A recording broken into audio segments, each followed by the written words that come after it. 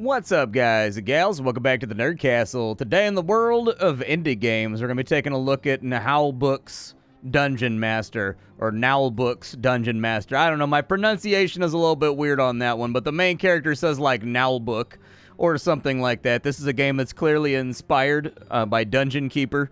This is a game where you are an evil warlock's assistant, a little half-goblin that's trying to build up a dungeon and keep the warlock happy, while also being invaded by teams of adventurers that are trying to steal all of your stuff, a la something like Evil Genius. So we're going to dive on in today. We're going to take a look at the game. The developers gave us exclusive access here at the Nerd Castle to take a look at the full version of the game. There is a spot where I have to stop when we get to it, but I don't think we'll get there. They said it's like an hour and a half into the game, so we'll see what's rocking. Let's go ahead and start off a new game. If you wanted to get this for yourself, go get it. I got a link for you down below in the description. We can't play, there's sandbox campaign mode, but I'm not allowed to show you the sandbox mode for the purposes of this video. It's embargoed. But there's two different gameplay modes. The game does have voice acting, all that kind of stuff. Link is down below for the game. You'll also find a link. There's also a link down there if you wanted to find my Twitch stream and my Discord. Hang out live on any given day of the week. Off goes our little minion into Naheulbueks Dungeon, or Naheulbueks Dungeon.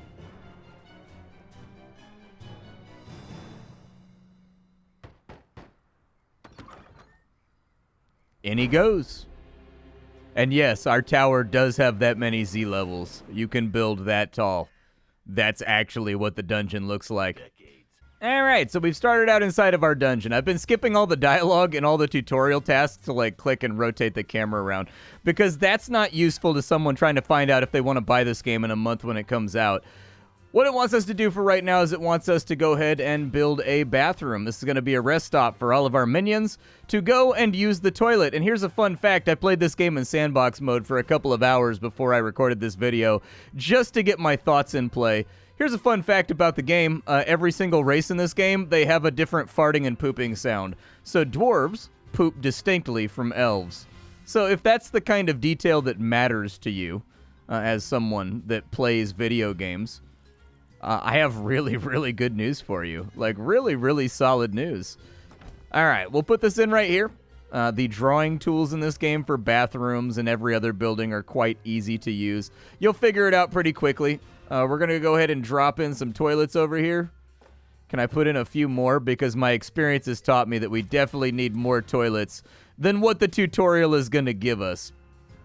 All right, here comes the builders. You will see that they all have actually really good animations. One thing that has impressed me about this title is the animation quality, the fidelity of how the rooms put themselves together and how the characters move around and how they bang on walls with hammers, and everybody has like a job. Like there's bankers and there's craftsmen.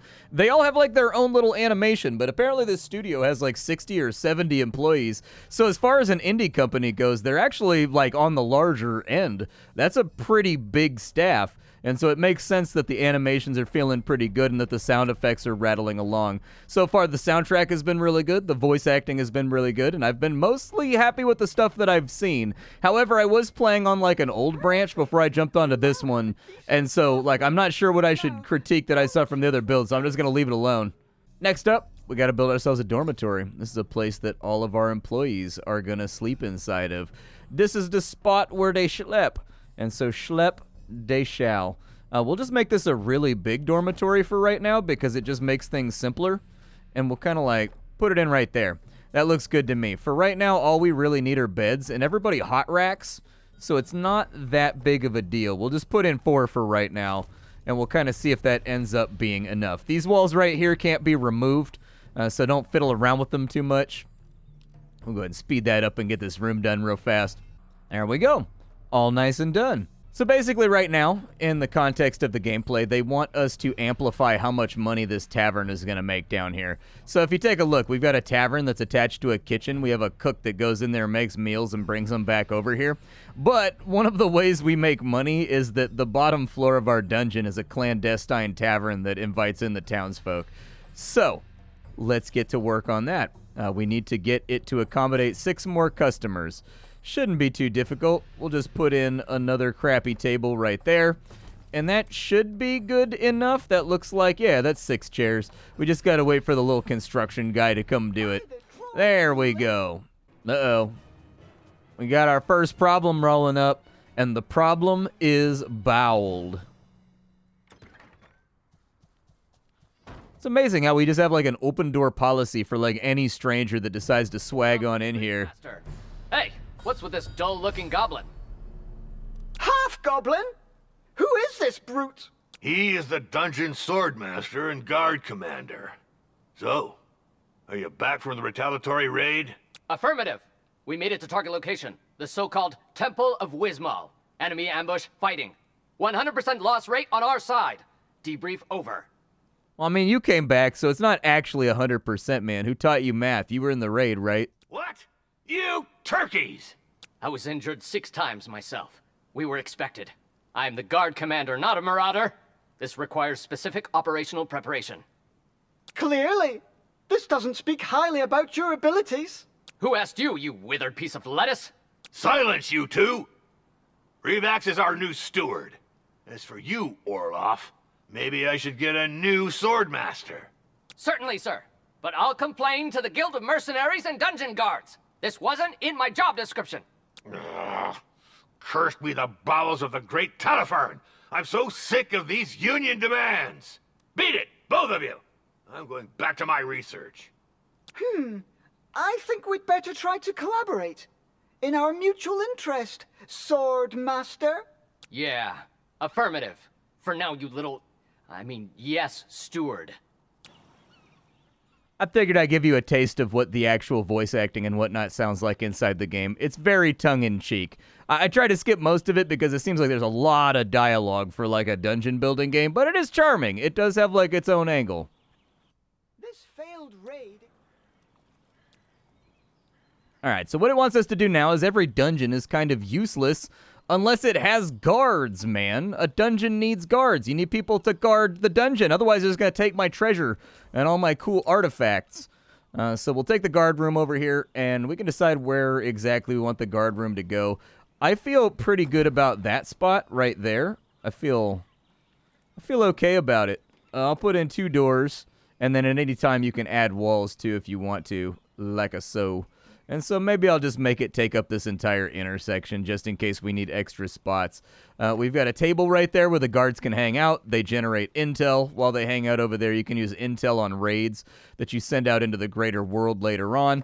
And then there's our 3 lockers for our first initial guards. And as soon as these things get built on up, we should have a defense force ready to go for our dungeon.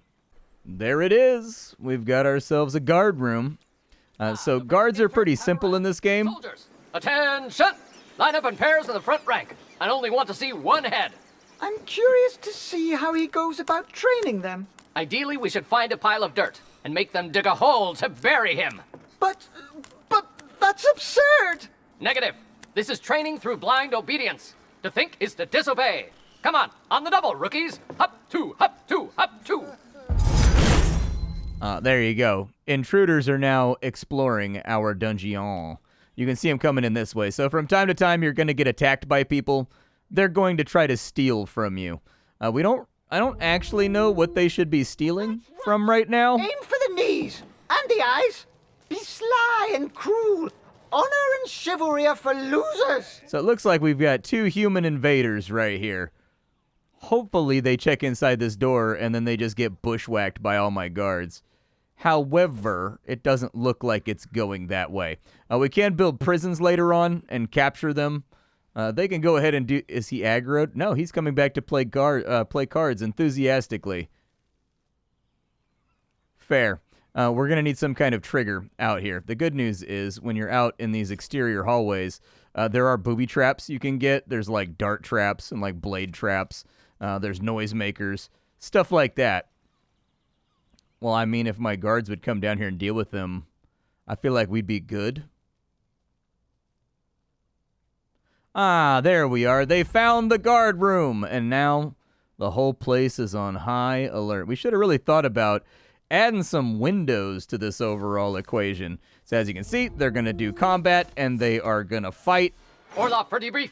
The intruders were evicted from the perimeter. Clean sweep. Excuse me? Orloff, at your service. And now that all of our guys are dead, it looks like they are from the Lazy Bones faction. Now they're from the Deady Bones faction. And we've got a strike on our hands. As previously mentioned, all of our minions are Union employees. When you click on any character in this game, they're going to have a bunch of claims for why they're upset with you, and they're going to be picketing in front of the front door. These are all made up. These are not real things. Like, you will never see these again in the game. This is just for humor value. Like, the game really seems to revel in the fact that it's a tongue-in-cheek game. They want a coffee break. They want 5 weeks off a year. They want dental coverage. They want 4 days off a week. They want to have a job where they work with their pet chicken. They want 5 minutes per hour sitting. They want a glass of water, apparently. Oh, and they also want us to resign. So, we will pay them with severance. And now, we need to get our human resources going. So, Revax's office is going to function as kind of like a poor man's bank. I don't know how to really describe it other than that.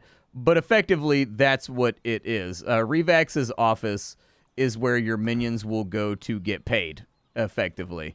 And so we'll kind of add that as a cut through right there. And then we've got Revax's desk, so we'll kind of like put that back there up against the wall. And then later on, you'll get PayPalantir, and you'll also get resume binders for like hiring and all that kind of stuff. If you want to, you can pay more money to raise the prestige of the office.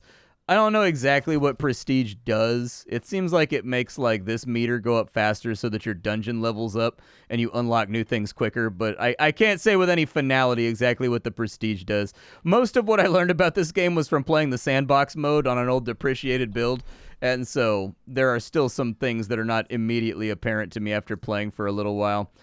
We need to hire some people, so it looks like we've got an orc cook that is now going to come work with us.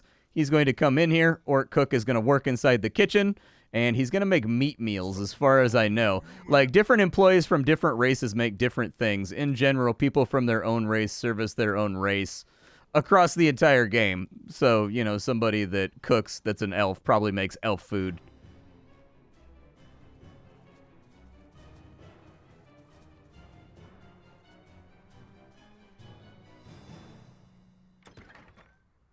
We really need to make it harder to access my property, man. All right, so after that was a guy walking on in, and then he's making fun of us because our employees eat at the tavern. So we have to build like a dedicated employee eating spot for right now, and it's going to need to be kind of a large room. This, in my opinion, is one big flaw with this game. It doesn't give you any recommendation as to what size any of these rooms should be. So for like bare minimum functionality, when you mouse over these in the tooltip, it should say you need an 8x12, or you need like a this by this to fit every object in there comfortably. And then from there, you can go a little bit bigger if you want for the spacing and the decoration. There's none of that. So you will be, if you play this game, you will be doing some trial and error, trying to figure out exactly like how big certain buildings should be and whatnot. I'll probably just make the canteen that area right there. Yeah, we can have it open up into the guard barracks, I guess, and we can have a few more doors. Everybody loves doors, man. Perfect, and then we've got a dining table where my minions can eat at, and so we'll put that kind of like, we'll just keep it feng shui with the door. There we go. Now, we can't put down any of the meat buffets or vegetable buffets yet, but once we have the races that eat those things, we'll be able to. I'm pretty sure the meat buffet is for orcs, but...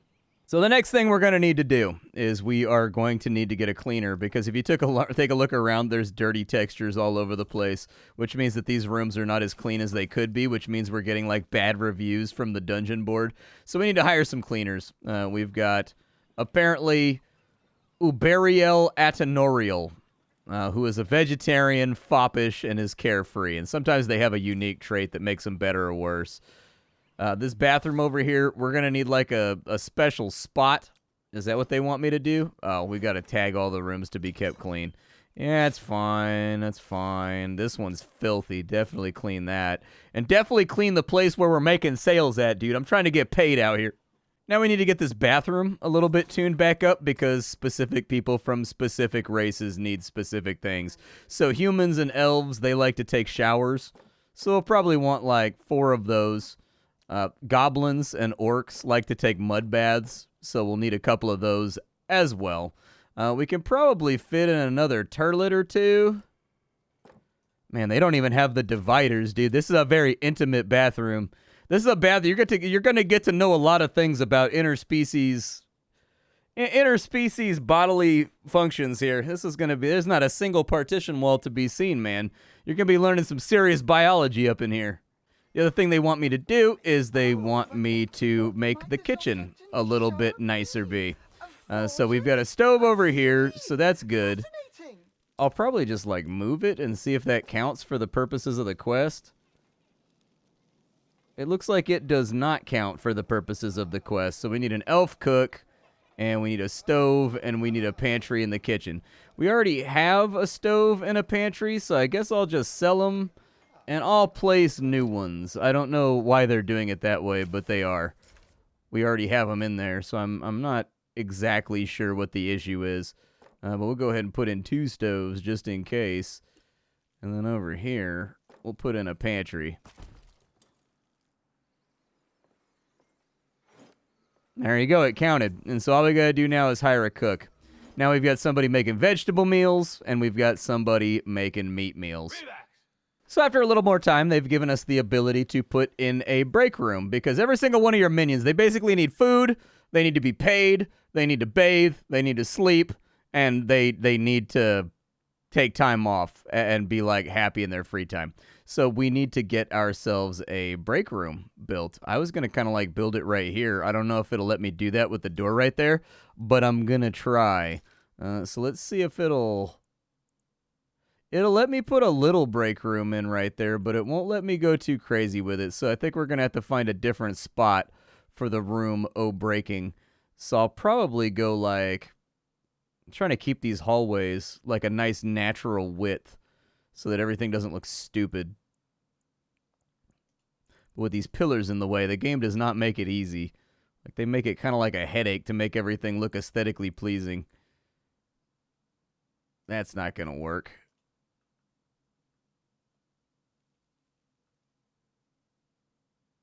Okay, so instead what we're going to do here is we're going to modify this room. This door is gone. We'll get rid of that. And then we're just going to make this connect around, I think, the back side. Yeah, I think that kind of works for a break room. The break room, if I remember correctly, has like a couple large set pieces. So we'll sort of put that in right there. It's going to be like a little tiny bit inefficient with like all the doors and things I'm going to have to slap in. Also need that door to be moved over so it's lined up with that door because feng shui is important. And then it wants us to furnish this thing on out. So there's a card table for the minions. We've got a couple of reading desks just in case they've been blessed with the powers of literacy. We also need that treasure chest right there because it's full of dice games. Your orcs and your dwarves won't use the break room unless there's games of chance in there. And this is a little expandable. We can fit a couple more things in here. So inside the tavern, we're going to have to add a few things because we're not servicing all of our customers right now. We got to add kegs. You know, what good is a tavern without some keggy boys in here? So we'll get a big old keggy boy right there. We'll get a keggy boy right there. And then it looks like we also need to have like a keg around here. I may have picked a bad spot. I mean, I can still expand a little bit further. So I can make these 2 doors like Keith. And I think that's probably actually an okay idea. Let's do that. Yeah, I'm going to validate that so that we get a little bit more space in the tavern, too. All right, so let's do some beautification now. Like, I think we still have some tasks to get underway and make sure that everything's all right. So over here, I would like to pick up more lockers for sure. Like, having more guards is not a bad idea. We are obviously, at the end of the day, operating, you know, an evil agency. Like, people are going to try and come and stop us. And so then we've got to go out and try to stop them from then stopping us, thus stopping anyways. It gets complicated. It's hard to explain. Just rest assured everyone got to die. So now that our tavern is all renovated, it's not the worst idea ever. It's not the worst idea ever to add buffets in here so that people can feed themselves. So I'll probably get a couple buffets right there just coming in through the door. And then I should be able to weasel in another table right there, too, just to get our revenues up a little bit. Because they sell food for like $20 a meal. And so, you know, life imitates art. It's basically impossible to go out for a meal now. I went to Jack in the Box the other day, dude. I got like a number 11 and like a number 3, and they were like, it's like $27. I was like, you must be out of your mind. I did kind of go like big size on it though, because I wanted extra fries. But still, bro, when did fast food get so damn expensive? That's ridiculous, dude. I remember being able to go to Taco Bell and you could eat with 3 $1 bills in your pocket and get a small drink. Easy peasy. Not anymore, man. Them days are gone. They want me to put in a twerk shop. So yeah, dude. I like to twerk it from time to time. Let's twerk it out, baby. We'll go ahead and put the twerk shop over here. And then we'll just give it another door on that side. Twerk shop's looking good to me. We need a tech workbench, apparently. They're very passionate about technology around here. If your dungeon isn't able to manufacture 4080s, like, you know, the most advanced chipset processors, so on and so forth, like, if you don't have, like, an entire cadre of goblins that sit around all day... Revax? Why are hammer blows echoing in my dungeon? Well, Master, we built a workshop following your orders. This won't help with my research. It generates too much cosmoplumic havoc. Well, at least I hope it'll be helpful in bringing my grandiose plans to fruition. I will carry out a quality. I'm sorry.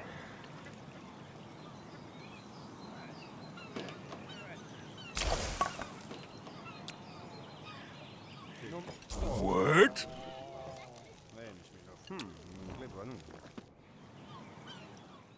As I was saying before I was rudely interrupted, if your goblins aren't working around the clock making just the most advanced graphical chipset processors with their free time, like, you're not even competing with Santa at that point, dude. Even Santa has elves that do that. Like, what kind of evil overlord are you, dude? Evil overlords like to game too, but evil overlords refuse to use SLI because that shit always breaks somehow.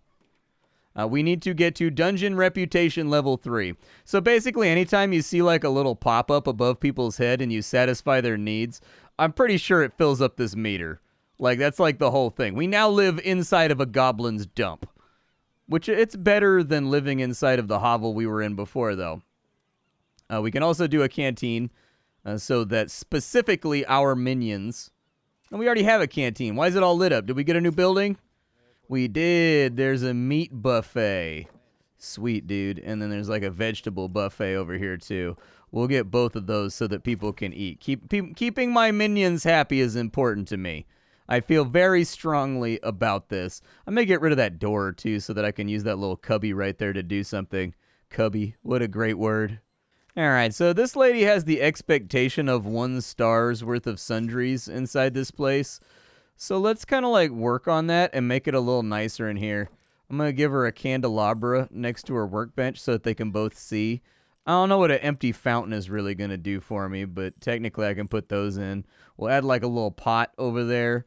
Maybe like a storage chest or two, man. People love storage chests. They make the place look more populated. There we go. A couple of storage chests. What else do we got? Like partitions and paintings and stuff. Yeah, dude, hang up a painting or two. Why not? I don't want them all to be of skulls. But, you know, we'll get like a little fruit painting over there, too. Is there anything else? Oh, a fern. Yeah, let's get a fern. Everybody loves plant life. That should bring the prestige up over here a little bit so that she doesn't quit her job and ruin everything. I think we probably need some more beds over here, too. And since they're going to be using it a lot in order to get things done, it may not be a god-awful idea to maybe get some decorations in here. Make the place a little bit tolerable. It might be an easy way to like get some points with the people. So we'll go ahead and put in like a storage chest over there. At the end of each row, maybe some greenery. We're a little bit low on cash right now. But, you know, slap that bad boy in right there. So anybody that has a 1-star expectation can sleep without losing any of that reputation. I do like that they incentivize decorating the dungeon in this with the prestige levels. That's like a nice way, like, so if you don't do that, what I'm basically going to do is I'm never going to clean anything up and I'm never going to make anything look less than efficient. You know what I mean? Like, by putting in the stars that are required in order to generate reputation whenever somebody uses a room, it checks to see if that room's quality matches their expectation regardless of the job, and then it fills up a meter that then unlocks buildings. That's like a good system. It's taking a while, though. I'm going to point out that it's taking a good long while to get up to level 3. So they may have to, like, maybe touch up ever so slightly the amount of expectation for leveling up. Well, we hit level 3. Unfortunately, that means we're getting invaded now. The good news is I beefed up the guards like crazy. Whoa, how did they get over there, man? Oh, that's not right. How'd they get over there? Why did they have to come through the door at the front? Why does their gear look so cool? Why these guys look like the hero of the story, man? The other guys we fought were just like a bunch of dudes in t-shirts. Oh, no. All right, well, they are inside the dungeon for sure, and a full third of my guard detachment is sleeping right now. The good news there is that 2/3 of my guard detachment are not sleeping. So, it looks like they're headed for the guard barracks straight away. So we're going to see how that affects things. Wow, you guys have terrible eyesight. Just the worst eyesight I've ever seen. All right, boys. Fight him. Damn,